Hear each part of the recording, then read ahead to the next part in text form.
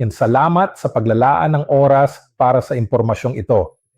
Kung pinapanood mo ang video na ito dahil humingi ka ng impormasyon tungkol sa aming online work from home program.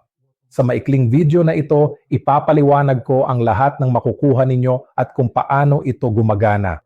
Sige, kaunti tungkol sa akin kung sakaling hindi pa tayo nagkita. 10 taon na, nasa karera akong walang patutunguhan. Mahigit 1 dekada ako roon. Hindi ko nagustuhan. Ayaw nila sa akin pero ginagawa mo ang dapat mong gawin kapag oras na magbayad ng mga bayarin.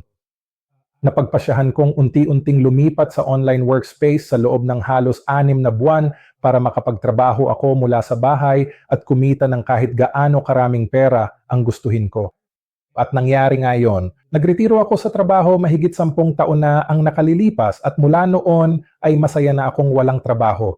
At eksaktong ipapakita sa iyo ng video na ito ang makukuha mo at kung paano namin ito gagawin. Ngayon, marami sa inyo ang nakakita ng viral na $10 na video nang sabihin ninyong, ano ito? Ano ang makukuha ko? Paano ito gumagana? Kaya narito na lang ako, ilalarawan ko ito ng paunti-unti. Walang hype, walang pressure, mga katotohanan lang at ang kalkulasyon kung bakit.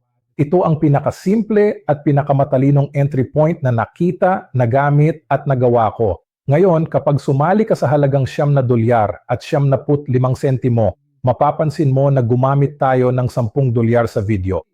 Dahil mas madali sa matematika at sabihing $9 at 75 sentimo, pwede mo namang sabihing 10 na lang, pero $9 at 75 sentimo. Ngayon, kapag nagsimula ka sa halagang $9 at 75 sentimo, hindi pagsali sa isang negosyo, sa isang kilusan, sa isang sistema ng pamumuhay.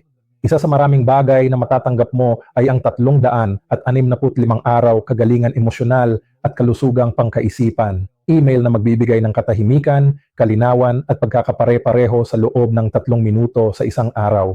At masasabi ko lang sa iyo, ang bahaging iyan ng personal na paglago, ang digital na produktong iyan, ang mga email na natatanggap mo araw-araw, inaabot ito ng mga 3 minuto at napakahalaga ng mga ito. Bakit ko ba masasabi yon? Kasi alam mo kung nagmimina ka, 'di ba? Hindi maayos ang buhay mo.